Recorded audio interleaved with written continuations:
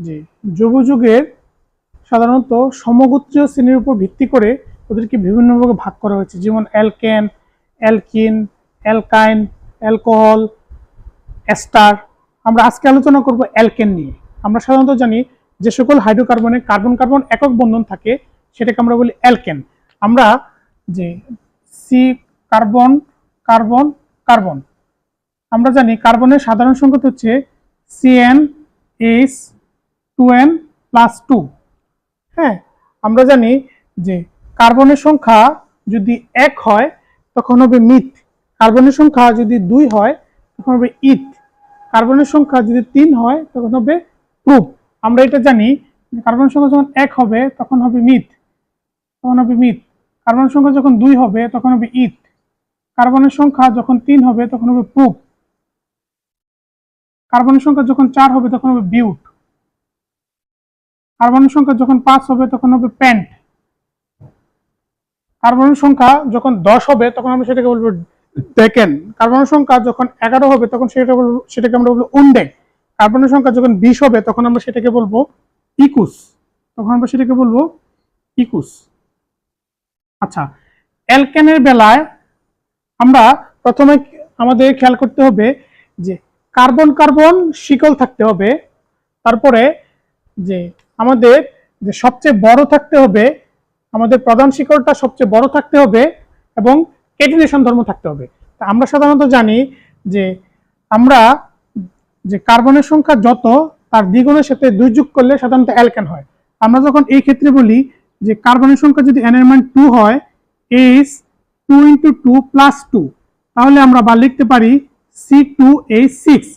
হ্যাঁ, আমরা এটাকে বলবো, এটার নাম হচ্ছে ইথেন, এটাকে আমরা বলবো ইথেন।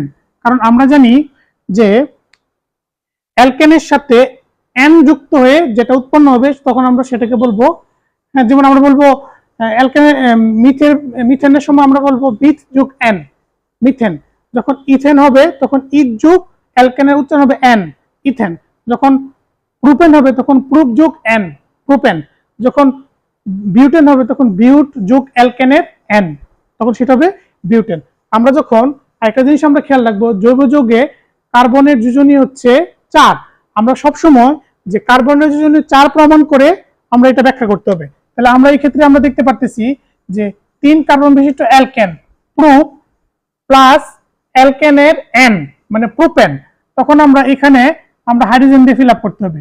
কার্বন ও হাইড্রোজেন দ্বারা গঠিত জৈব যৌগকে হাইড্রোকার্বন বলা হয়। তখন আমরা এখানে হবে হাইড্রোজেন, এখানে হবে হাইড্রোজেন, এখানে হবে হাইড্রোজেন, এখানে হবে হাইড্রোজেন, এখানে হবে হাইড্রোজেন। তাহলে কার্বন হচ্ছে এখানে কয়টা? 3টা, তাহলে হবে C3।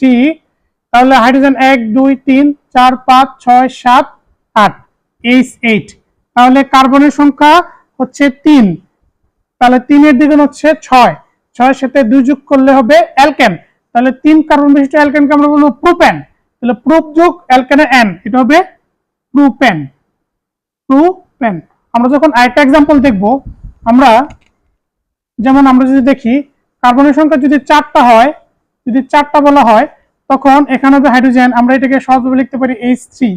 হ্যাঁ, 3 আর 1 যোজনী 4, 1 2, এই কার্বনের 2 আর হচ্ছে এই যে 2 1, এই যে 2 4, তাহলে 2 আর 2 4, 2 এবং এখানে একটা হাইড্রোজেন, এখানে একটা হাইড্রোজেন। আমরা এইভাবে লিখতে পারি, হ্যাঁ, হাইড্রোজেন, এখানে লিখবো আমরা হাইড্রোজেন, এখানে আমরা লিখবো হাইড্রোজেন। তাহলে 3 কার্বন বিশিষ্ট অ্যালকেন মানে প্রোপেন।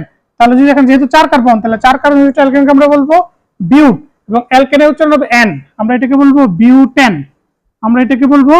বিউটেন, যখন 5 কার্বন বিশিষ্ট অ্যালকেন হবে তখন সেটাকে আমরা বলবো পেন্টেন, যখন 6 কার্বন বিশিষ্ট অ্যালকেন হবে তখন আমরা বলবো হেক্সেন। আজকে এতটুকু, সকলকে ধন্যবাদ। আসসালামু আলাইকুম।